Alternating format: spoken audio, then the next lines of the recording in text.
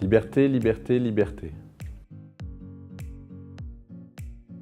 Tous les autres.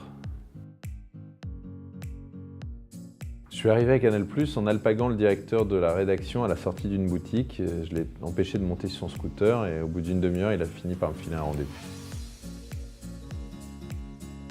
Alors, en septembre 2001, on a été la première équipe à rentrer à Ground Zero, World Trade Center, alors qu'ils avaient fermé tous les accès 5 jours après l'attentat du 11 septembre.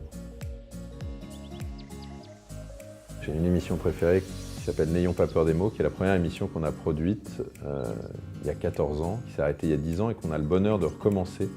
J'ai une deuxième émission que je préfère, enfin en tout cas que je dis que je préfère, c'est Grand Angle, parce qu'il y a Bruce Toussaint. Éric Gilbert, qui était le directeur de l'information de Canal+ quand j'ai commencé. Jean-Marie Michel, qui était mon rédacteur en chef à CAPA et qui était plein de talent, un peu foufou, un peu fougueux, mais plein de talent. Et après, il y a plein de gens qui m'ont inspiré quand j'étais gosse. J'étais impressionné par les radioscopies de Jacques Chancel ou plein de noms qui me font rappeler que j'ai 44 ans. S'il y a un truc dont je suis fier, c'est d'avoir, et comme journaliste, et comme reporter, et comme producteur, toujours fait des choses que j'avais envie de voir ou qui m'intéressaient. J'ai eu la chance, ou en tout cas l'envie, de ne jamais faire des programmes que j'avais pas envie de voir moi à la télé.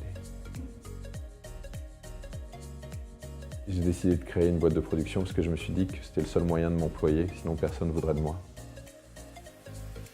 Pour pouvoir être responsable de l'ensemble d'une émission et plus d'un petit segment de l'émission dans un tout qui parfois me correspondait moins.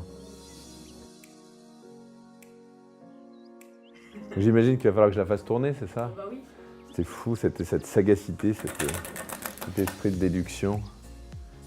Le film adoré dont vous ne vous vantez pas. Oh là là, il y en a tellement. Ça s'appelle Mes meilleurs copains. C'est avec plein de comédiens qu'a priori je ne regarde plus trop. Et c'est un film de copains. Donc quiconque a déjà eu un copain, des copains, une bande de copains, et quiconque commence à vieillir aussi, peut se reconnaître un peu dans ce film.